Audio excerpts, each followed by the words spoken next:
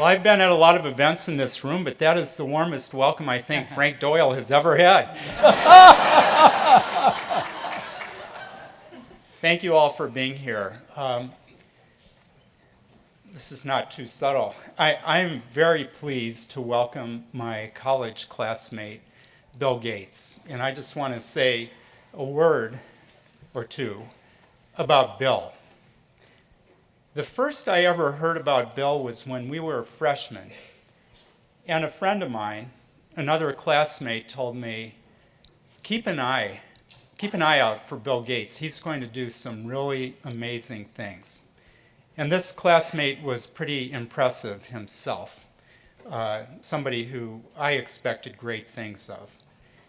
And I dare say that none of us could have predicted the great things that Bill would do.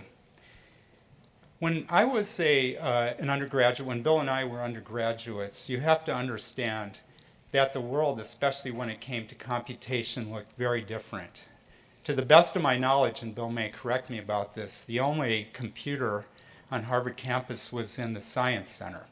Now, I was a research assistant as an undergrad, and I would work at a building that was on Cambridge Street, where CGIS North is today, and I would cross the street to go to the Harvard Computer Center, where CGIS South is today, where I would run jobs.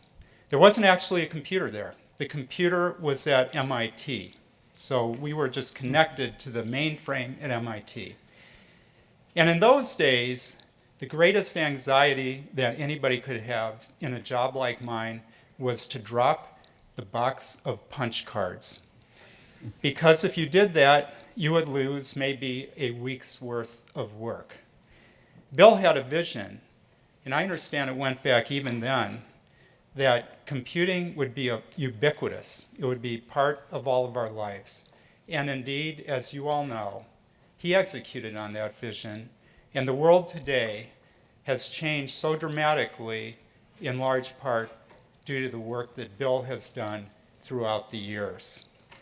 So indeed, he has changed the world. He has done amazing things in technology. But arguably, he has done even more in, if you want to call it that, his second career as a philanthropist. Bill has an incisive, analytic mind.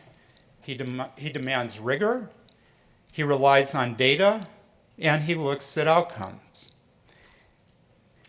If any of us reflect for a little bit about the good things that we try to do, the altruistic acts that we engage in, we have to admit that from time to time, we wonder whether we're doing it more to make ourselves feel good about doing the right thing, or whether we're actually helping the people we want to help.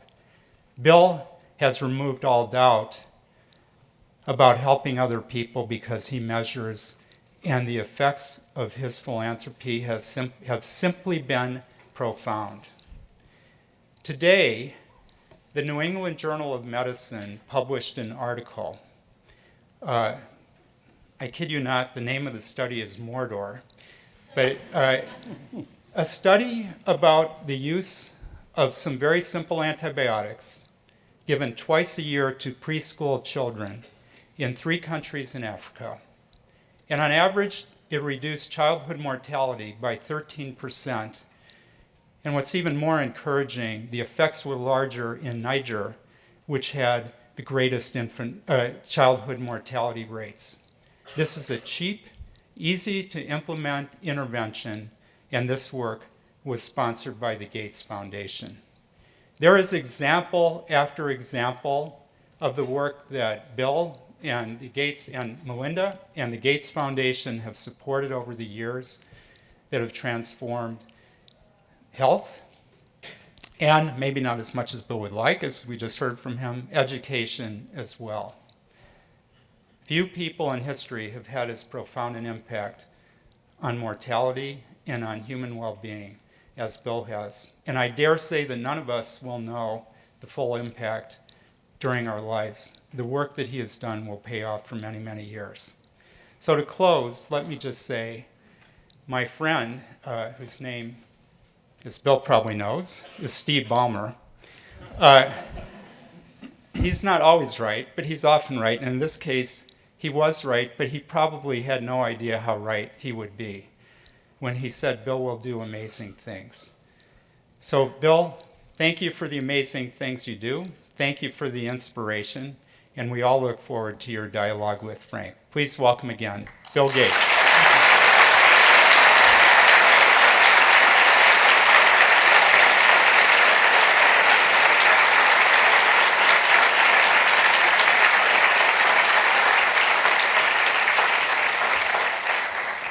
Bill, it's terrific to welcome you back here to Harvard. I'm hoping you can explain this piece of paper that's projected up on the screen here. Break the ice. Well, I took a course called Act 2010 that was Mike Spence taught on microeconomics. And that's part of my final. My whole thing was that I didn't want to attend any of the courses I was signed up for, and I had all these other courses that I attended. And so I remember when I went into that final, everybody was in my study group was kind of mad at me because it's like, hey, you never showed up. What, now all of a sudden here you are. But it was an amazing course. The people who majored in economics were at a disadvantage because knowing math was very helpful in that course. But it was fantastic. For the people in the back, I don't know if you can read it. The instructor's little comment in the lower corner there says, arithmetic error, no sweat. Well, Bill, we just had a really fun hour and a half, 2 hours with the robotics folks in the engineering school here, touring various labs. And I'm wondering if you would share with this community your impressions of what you saw happening in robotics and the implications of that technology for humans, the impact, good, bad, and otherwise. Well, robotics is a very broad field at a very early stage. And there's some exciting and promising things that are come out of it. Normally when we think of it, we think of a human-sized, sort of a lot of metal type contraption that's doing things humans would do, like cleaning up a room or being a infantry soldier or some sort of manufacturing job. The work here is taking robotics in many dimensions into different realms. So I saw the robot bee, which is a tiny little bee-sized robot that can fly around. It doesn't quite go anywhere yet, but it's I'm sure they'll get that figured out. I also saw a lot of what they called soft robotics, where instead of having metal parts, you have actually fabric. And either through hydraulics or pneumatics, you're manipulating this. I wore a glove that the air pressure pneumatically would provide gripping. And so it's both thinking of enhancing humans who have normal functionality and taking people who, say, have had a stroke or ALS and allowing them to do normal functions despite that disability. And so robotics is very cool because it's a lot of the sciences. Yes, there's some good software that's in it, but actually looking at evolution, how do insects fly, understanding Reynolds numbers and turbulence and how you model that, which at small scale, it's amazing. Nobody really understands how insects fly. Slowly but surely we're figuring it out. So I saw a variety of robots that are really amazing. And of course, nowadays people share their latest ideas, so the collaboration between the various teams was amazing to see. Terrific. Well, as I was preparing for this, I went back and I found one of your former professors who's still on the faculty, Harry Lewis, in computer science, to try to get some insight into your character back in the day when the picture we saw earlier was a reflection. And one of the things Harry recalled was you had this voracious appetite for reading. You had this immense capacity for learning, a sense of curiosity that, as we've watched your career, doesn't seem to have narrowed any. And especially as we think about, in Alan's introduction, the array of topics that your foundation touches on that you have expertise in and knowledge in, from public health to education reform to renewable energy. How is it that where many of us who get to a certain level in our career dive deep and narrow and specialize, you've managed to not narrow and keep your curiosity very, very broad? Yeah, certainly during the time I was at Harvard, I wasn't sure what I was going to do. The idea that software was this field that was the opportunity was unbelievable. That became more obvious during the 3-year period I was here. But my dad had been a lawyer. I thought of mathematics, like doing well in the Putnam. That was the coolest thing. And the computer software, I didn't think those people were as smart as the math people. So it's like, well, am I going to go into the easy field or this really hard field? But anyway, math was fantastic. When I finally picked and decided to go do Microsoft, then I got into a period from age 19 to about 40 where I wasn't able to look at the latest on how tornadoes work or how mitochondria work. I was pretty monomaniacal. And when I was able to ask Steve, this is the year 2000, Steve Ballmer, he mistakenly graduated, but then he started at well, I was trying to hire him, but his parents told him you're supposed to graduate, which was fine.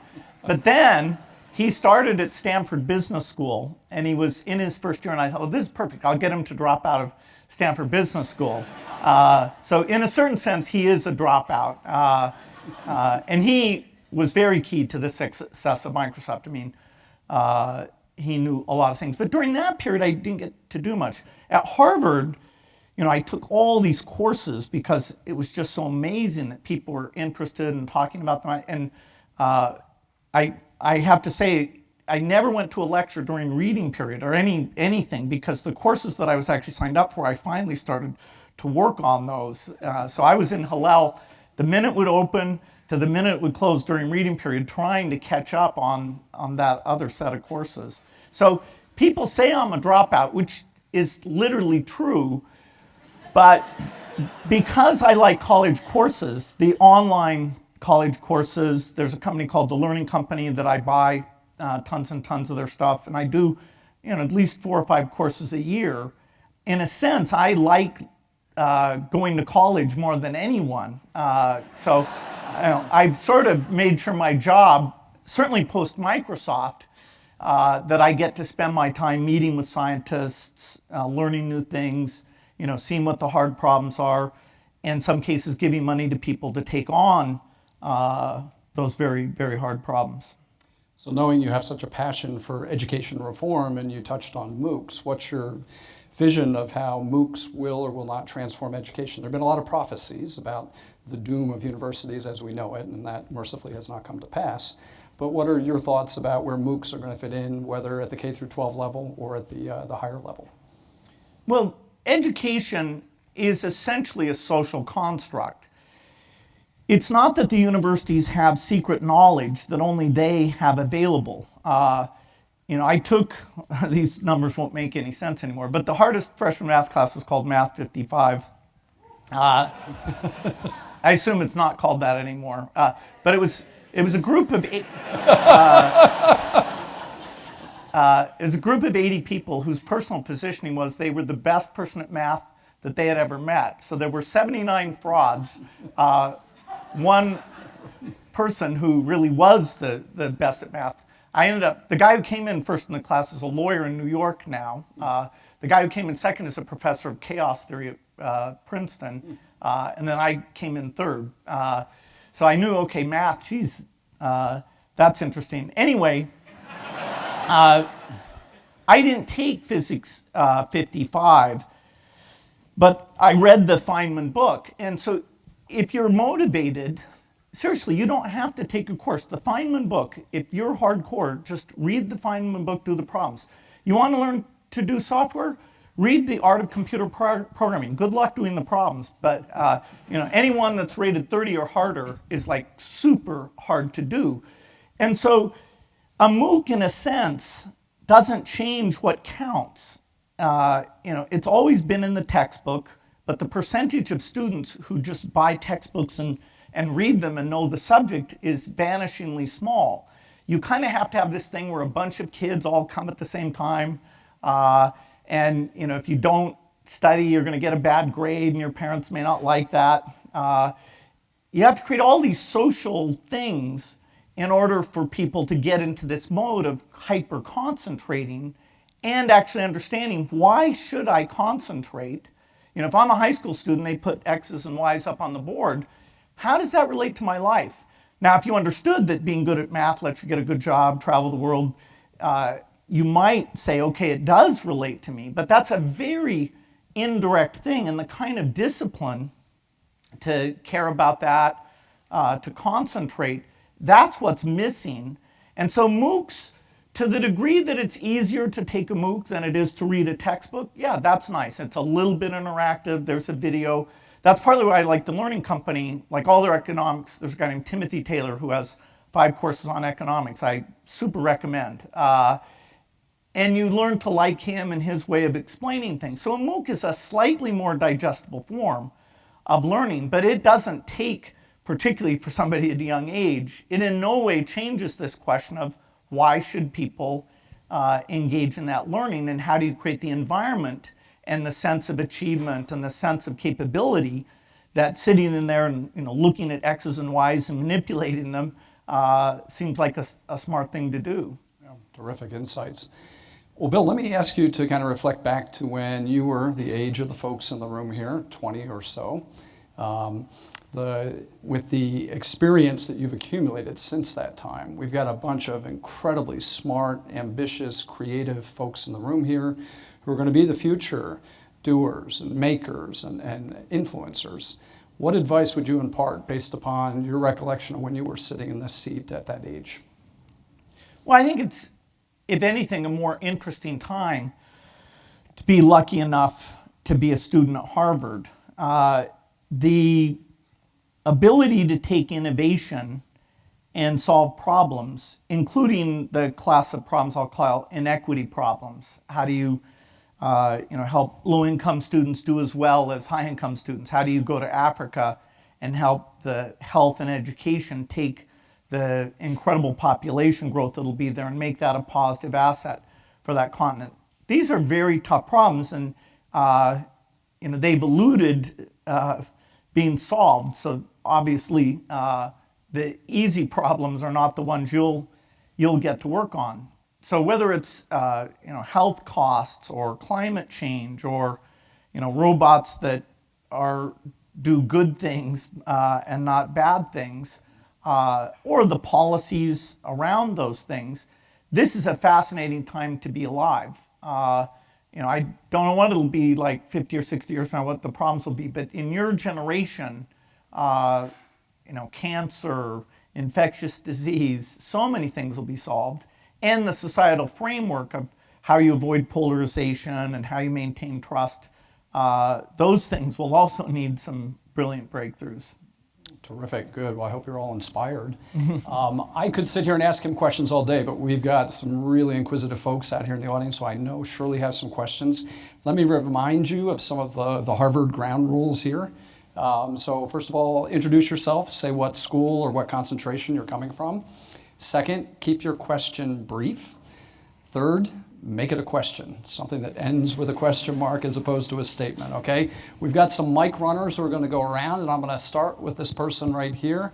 If we could get a mic. Halfway up right at the aisle there, yeah.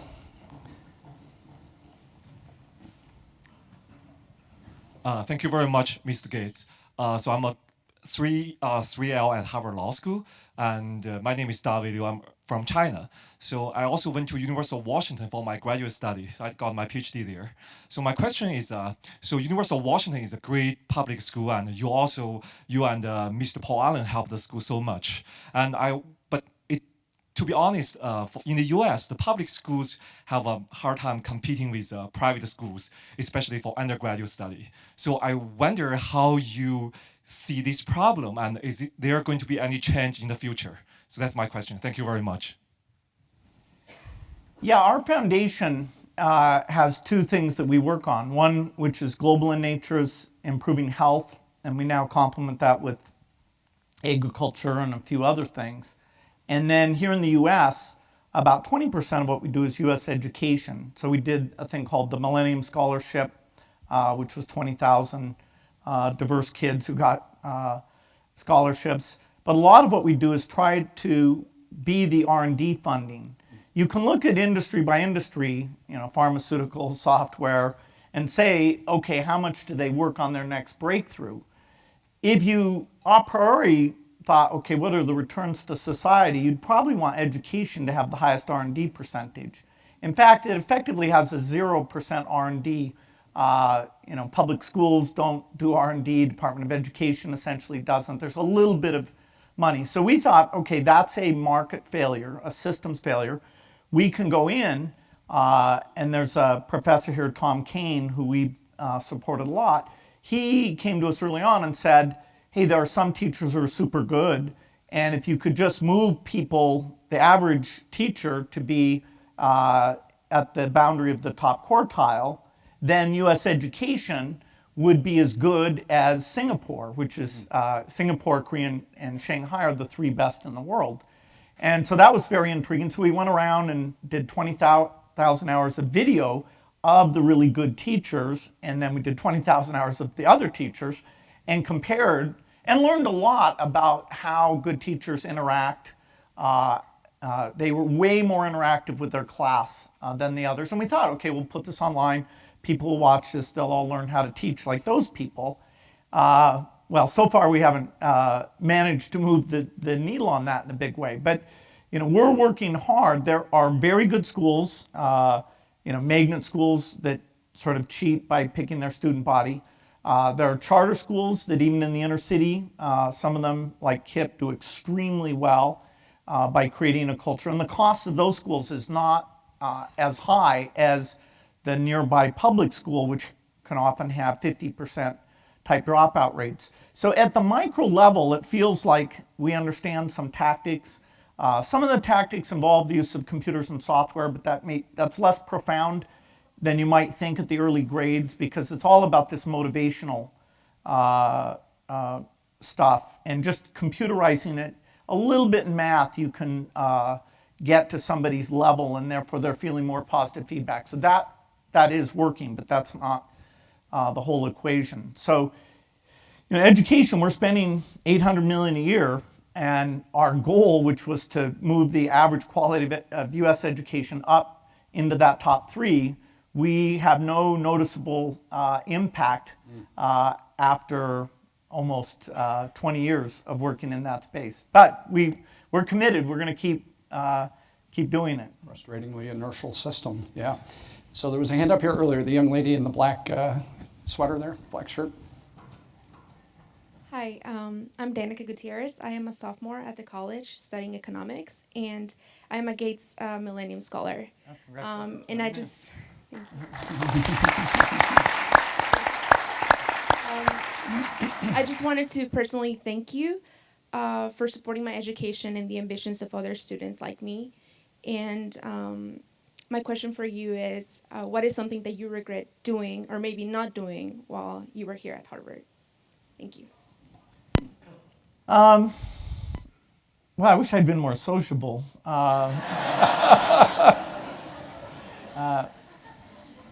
I think they got rid of, there were these things called men's clubs. I think this, and I was so antisocial, I never would have even known they existed, but Steve Ballmer decided I needed to have some exposure to, I guess, drinking.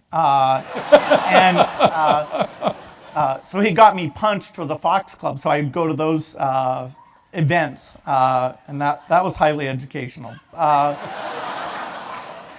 But I think they shut them down or something because they couldn't cure their sensitive subject. Anyway, I'm not trying to. It's fine. There's lots of places to drink. So, I wish I'd mixed around a bit more. I just. It was a fun time though, because, you had people around you could talk to 24 hours a day. And, the classes were so interesting, and they fed you. I lived up at Courier because you could get hamburger for every meal. You could have a hamburger for breakfast, for lunch, for dinner. And the male-female ratio was 1-to-1, which that was an unusual thing. at the time. It didn't help me, but it was a visual improvement for me. So, I wish I'd gotten to know more people. I was just so into being good at the classes and taking lots of classes. It worked out in the end. But I missed a lot of, I never went to a football game or a basketball game or whatever other sports teams Harvard We might happen to have. just a few, right? So maybe from this side of the room this time, right over here. Hi, my name is Angelina Yee. I'm from Sycamore, Illinois, and I'm a sophomore at the college. So, as someone as famous and as has done so much in society outside of your family, I was wondering what is something that you're most proud of and you feel like is your biggest accomplishment? Well, in work, the Microsoft work, I'm very proud of. The magic of software and how software is empowering people.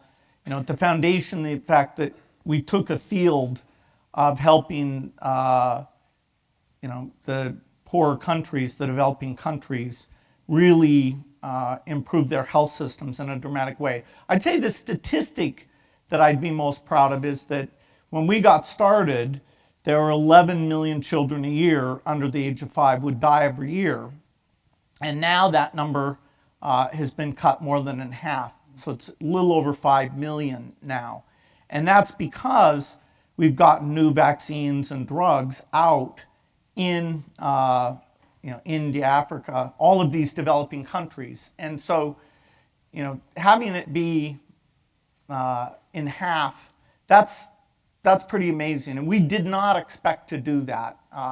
I thought improving the U.S. education system would be way easier than that. We're on a path by 2030 to cut it in half again. So it'll go to less than 2.5 million, which will mean that at that point, only about 2% of children will die before the age of 5, that's pretty incredible because for a variety of factors, it's hard even for a rich country to get much below 1%. So it means the risk of death in a poor country is only about a factor of 2 higher. There are a few places left in the world where 15% of the kids die. That's sort of Central Africa, including northern Nigeria.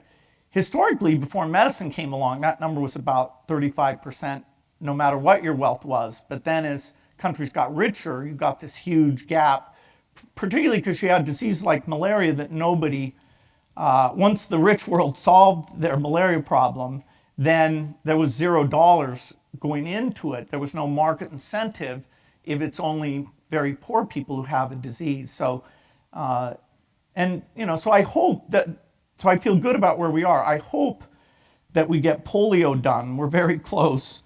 That would be a big day to have polio be fully eradicated.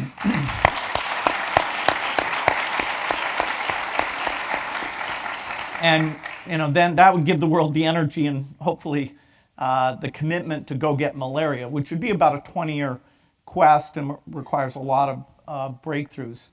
I'm also, trying to be a good parent, which is harder to measure. Am I twice as good a parent as I was 10 years ago? Or anything like that. But I put a lot of effort into that. Fantastic. All right, how about in the middle and the back there? Yeah, exactly.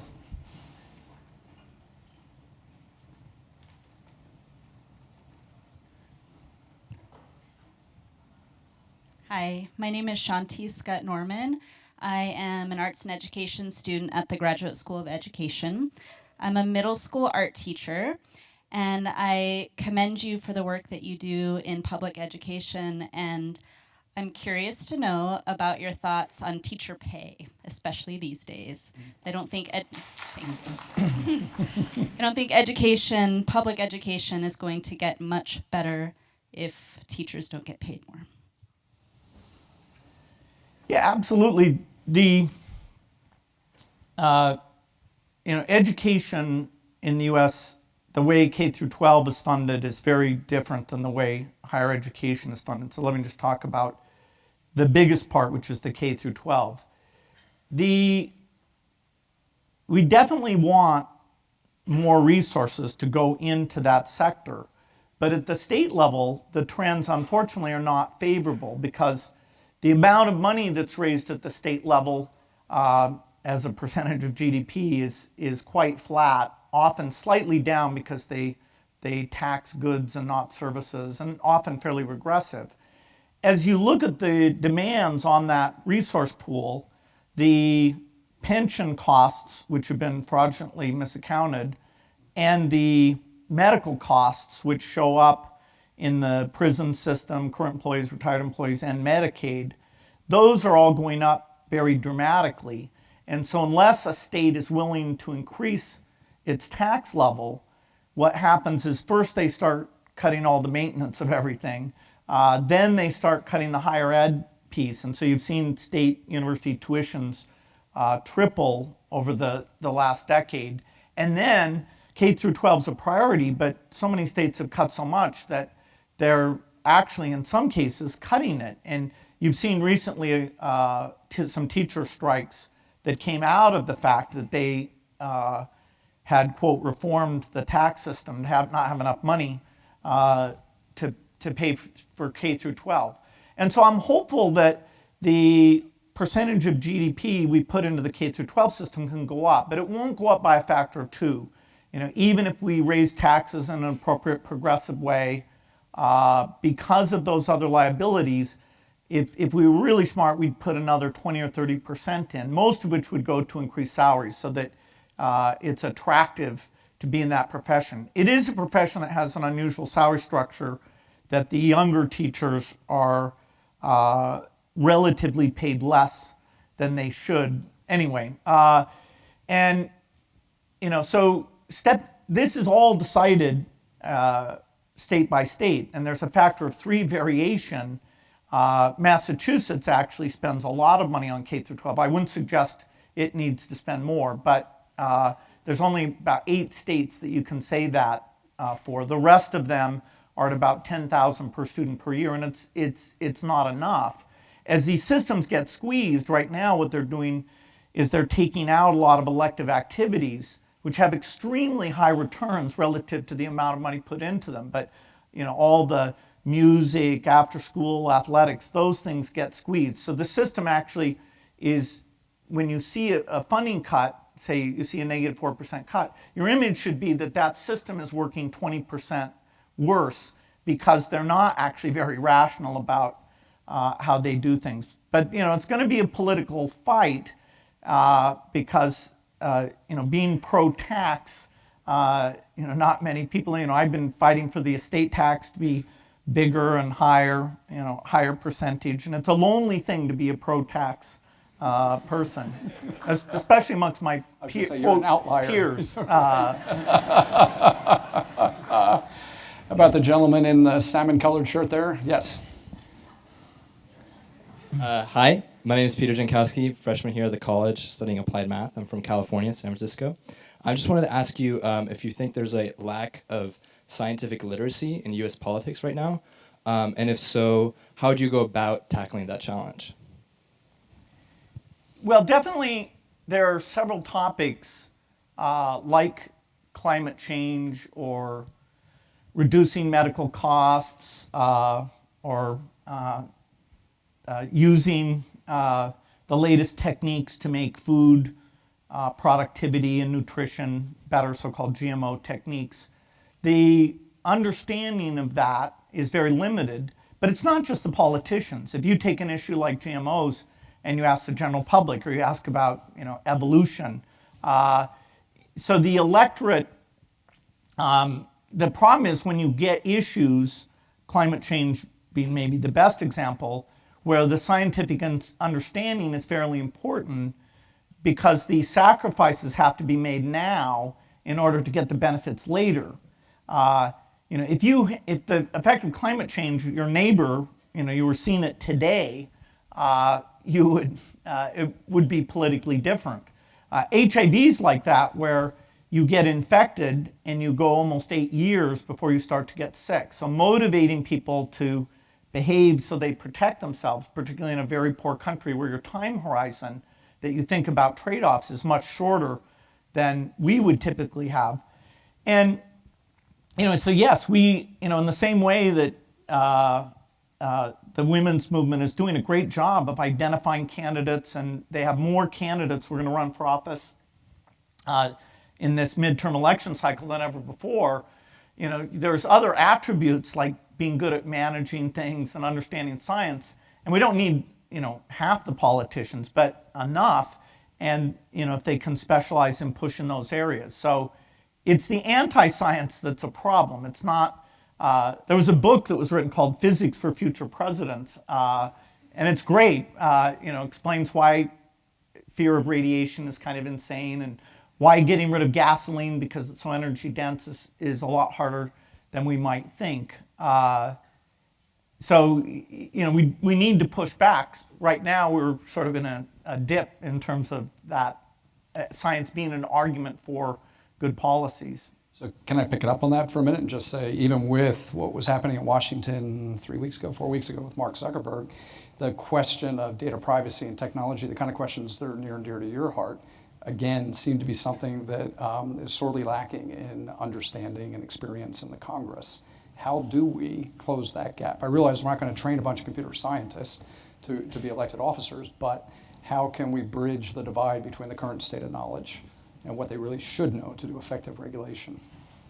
Well, there are some very cutting edge issues that even if we took this audience and say, okay, what do we think the solutions to these problems are, the ideas would be 100 times better than asking the Congress. But the boundary, even so though, the boundary between hate speech and free speech is super complicated. The idea that people like to listen to things that are agreeable to them, even if they're not true, that reinforce their biases, and that society is becoming more polarized in terms of what we read, where we live, and that digital tools are sort of the ultimate accelerator of this polarization. And so what do? Do you force people to see things they disagree with? Should Facebook sign up to the, hey, 25% of articles will piss you off pledge, so that we're reading the same headlines and that we can see that some of the facts are not facts? I think those are super tough things. It was kind of nice for Mark that at least a few of the questions were malformed enough that he get a little bit of a break. Refreshing way of looking at it. But if we swing back here, maybe down near the front with the HLS jacket. Can we get a mic right over down front in the middle here?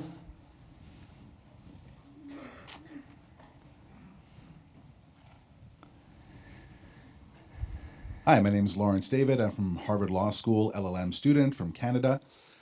So you've mentioned a few issues that are currently plaguing American society, whether it's scientific illiteracy, education, things of that nature. I know your foundation focuses a lot on improving educational outcomes. What do you regard as the most significant challenge facing the United States today and moving forward in the coming decades? Well, if you had to pick one, I'd say the quality of the education system. I mean, this is a country that has essentially a credo of equal opportunity more than anything else. And the only way you really execute equal opportunity is by having a great education system. There are a few other issues, like staying out of wars would be a good thing, and making sure that some negative events like a pandemic, either naturally caused or from bioterrorism, that we're prepared for those things, which are fairly low probability things. So no way, tomorrow I give a thing called the Shattuck Lecture, which is about how we should get organized for pandemics. And it won't take 0.2% of society's resources to be more ready for those things. So overall, I'm quite optimistic. And my general framework is a very optimistic framework. There's a book by Hans Rosing that just came out that I super recommend. It's called Factfulness, very easy to read, that kind of creates a framework, okay, of what problems have we solved and why, when asked questions about the state of the world, do people pick the wrong answers, not at a random level, but a way worse than random level. And actually, university professors were the worst group they polled.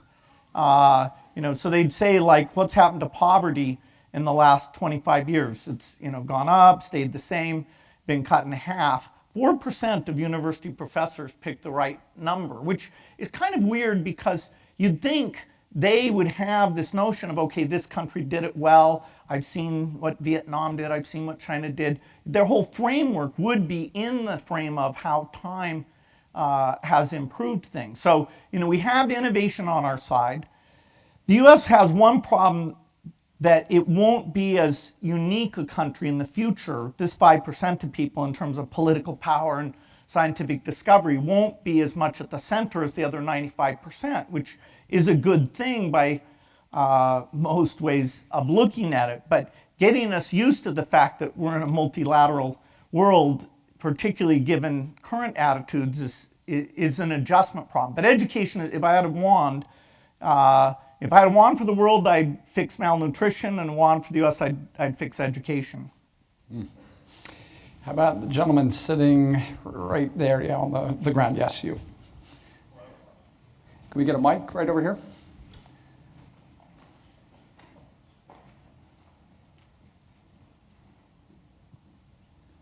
Hello, I'm Michael Chang. I'm a junior at the college studying physics and electrical engineering.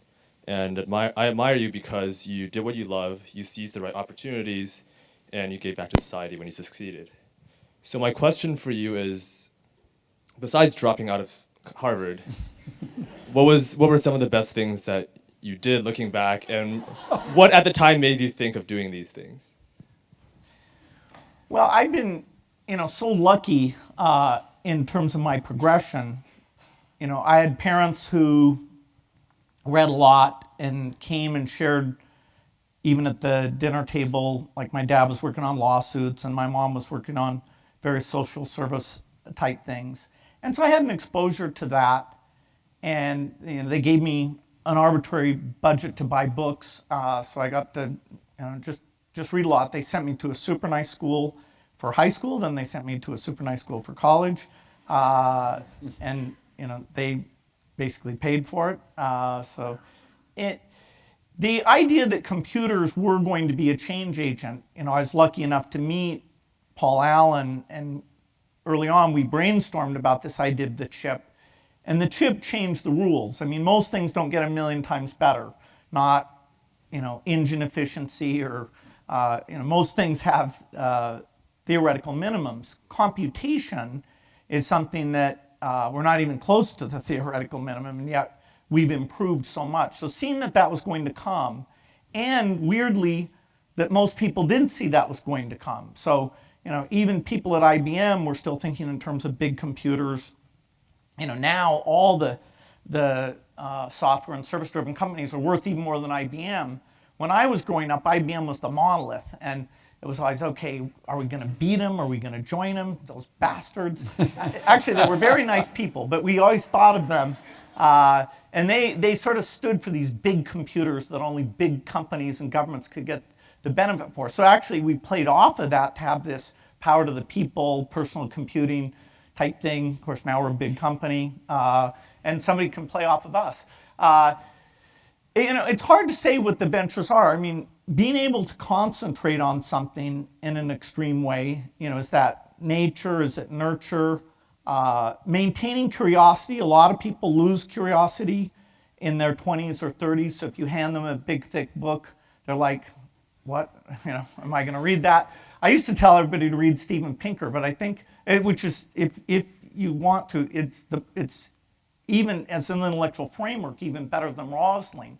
But I'm afraid a lot of people don't make time to read what's a fairly academic and super profound, both Better Angels of Our Nature and Enlightenment Now. And then, I was born at a time where I can go out and learn all these things.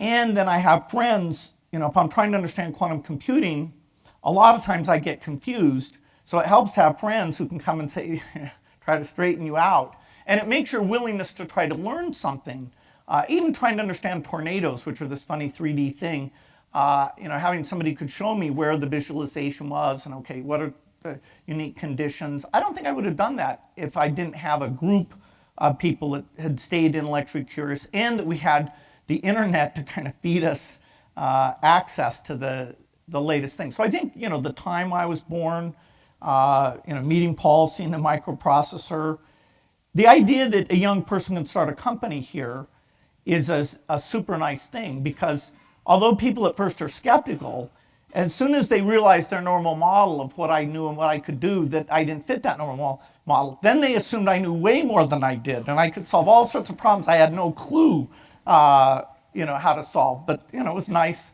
that people were kind of agog that we had built this company and done these things from a young age. So I think the culture of America, that almost the American dream type success story, worked out. And then, not being in Silicon Valley, but not being far from Silicon Valley, that ended up, I think, working for the company in a great way. About way in the back there. Gentleman, yeah, right there. You still have your hand up. Yep, you.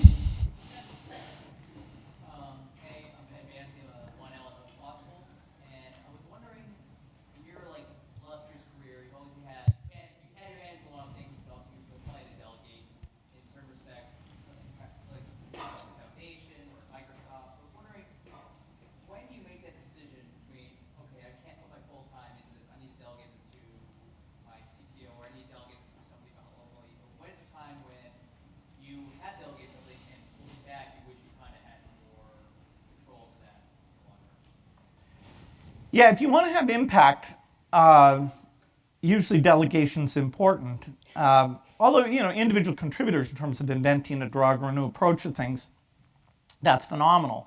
So when Microsoft first got started, I wrote most of the code, and everybody else's code I read and kind of rewrote. And that got us up to 10 people, and then I had to say to myself, okay, we're going to ship code that I didn't edit. And that was hard for me. But I kind of got over that. Then I still said, okay, I'm going to interview everyone, and I'm going to at least look at samples of their code. Well, that got us up to about 40 people. And that was at a point where I had sold way more software than we could write, because everybody was so impressed. And I thought, well, I need to collect enough money to keep hiring all these people. But the demand was so high that we were actually falling behind. That's when I hired Steve, and Steve figured out how to control what promises I made to people, and B, how to hire lots of people and really good people and create organizations and teams. So I delegated to Steve that, and he was constantly saying to me, okay, we're going to hire programmers that you've never met, and I'd say no, we're not. And then he would show me numerically that the constraint wasn't going to work, then I said, okay, then I would, know all the managers of the people. And so over time, and of course, I could say the quality per person was falling monotonically, according to me. But, large problems, if you want to, write the most popular office productivity software, that one person absolutely can't do that. You can write pretty code. So everyone has to decide what scale of organization they want to work in. Eventually, my role was very much as a leader and a reviewer of managers. But the top people, and I hired some super experienced people, I would make sure they were pursuing a common vision and they were well coordinated. But in terms of a lot of management stuff, they were way better than I was. Now I had to have the framework to know what mix of skills that we needed and when they were working well enough together. But a lot of my value added was picking, say, to do graphics user interface or to do an integrated office type thing, or to go global and not use agents to have Microsoft be present all over the world. And so yeah, picking what you're good at and how you find the other people to fill in those things. That's super important. And most founders aren't able to scale that up and kind of give up the hands-on things that they used to get a lot of pleasure and comfort from. Careful balance. By the way, people are interested in seeing a piece of code. There's a piece of Bill's code from 1975 that adorns the wall in Maxwell Dworkin. So that is a great piece of code. How about over here in the red sweater, about halfway up? Yep.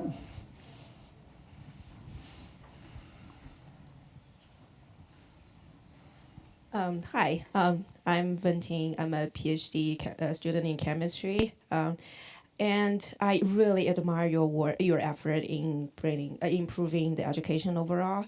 So I wonder, what is your general parenting philosophy? Say if your daughter wants to drop out of college as well. Thank you. For example, if your daughter wanted to drop out of college? Well, my eldest graduates from Stanford in June, so I'm optimistic. That she won't follow in my footsteps.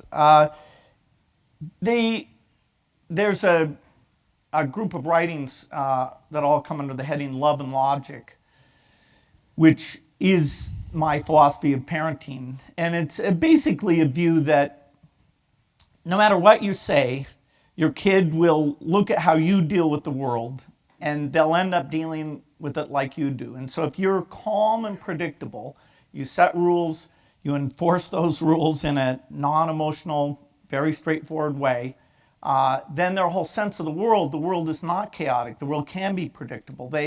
And if they behave in certain fashions, it'll work out that way. I was not raised that way, so I decided, okay, this is how I'm going to do it, and so far, so good. I have to say, I've delegated 80% of, not delegated, but my wife does 80% of this, and she is way better parent than I am. She's not a perfect love and logic person, so every once in a while a certain emotional will come into her tone that she just looks at me and she knows I'm like, hey, can you get rid of the emotion? But so you can't totally do it. But there's some brilliant books and online courses about this.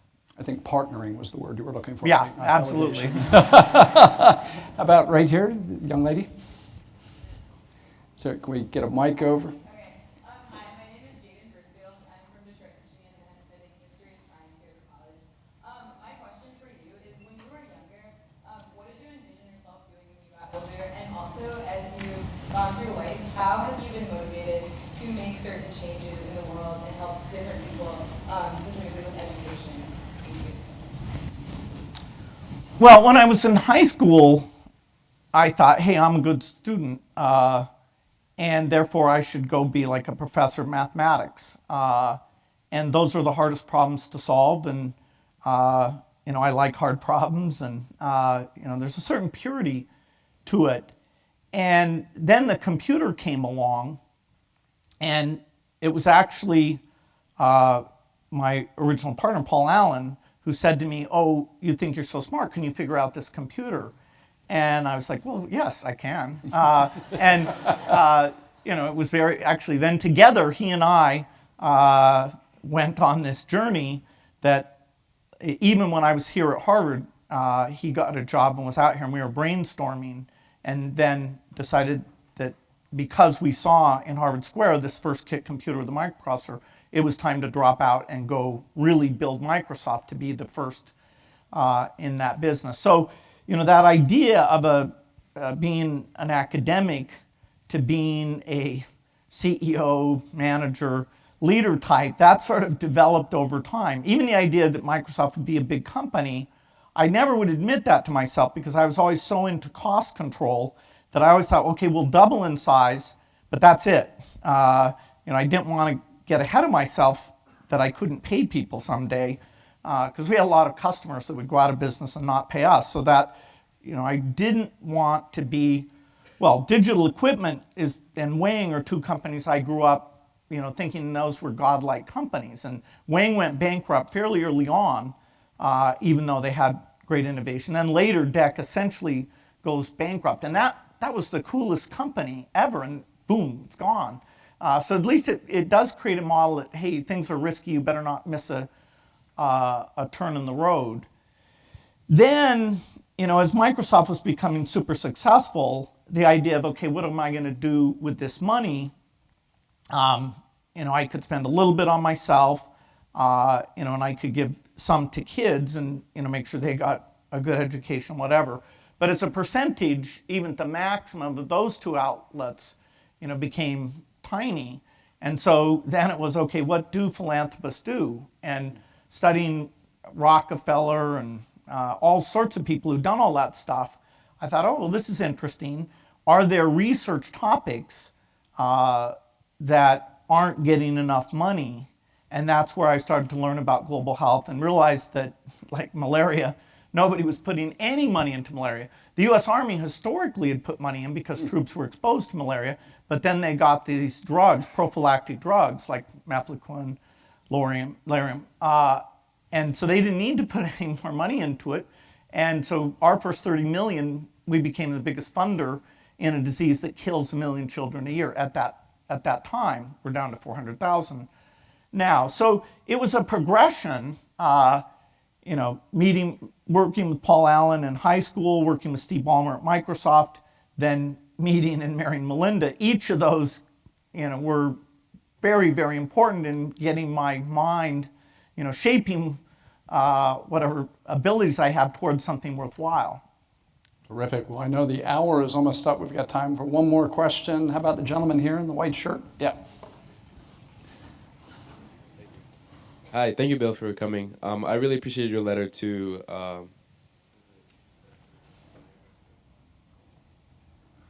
The annual letter? I literally forgot the name. Okay. Well, anyway, my name is Jerry. I'm a freshman at the college studying stem cell biology. And my question to you is, if you suddenly found yourself to be, say, a sophomore in college at Harvard, what do you think you would study, and how do you think you would spend your time engaging in activities? Well, the thing that you're likely to be world class at is whatever you obsessed over from, say, age 12 to 18. In my case, it was writing software, where I would think I was good, and then I would meet somebody who would tell me I wasn't, and I would look at their code. And I went through 4 sort of comeuppances of, oh, that's what a really good programmer looks like. And part of the reason I worshiped digital equipment was eventually it was a couple of their very best programmers who came and shared with me how they thought about it, how they did things. And I had studied their code, and there were several people who were so key to my doing that. So today, I would go into software, which today that means going into artificial intelligence. Computers still can't read. They cannot take a book of information and say pass an AP test on that book. And that's a solvable problem, but it's a knowledge representation problem. And I've always wanted to solve that problem. I'm jealous that maybe one of you gets to work on that. I'm unlikely to go back and be hands-on in that way, but it's the juiciest problem ever. I've thought about it for a long time. So I would go into AI. Well, Bill, it has been a privilege to have you here for the hour. Please join me in thanking Bill.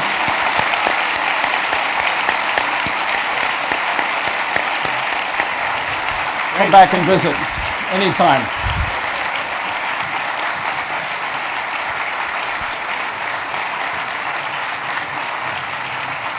Thank you. Thank you. Good luck on your finals. You have to send it to me. Sorry. Thank you.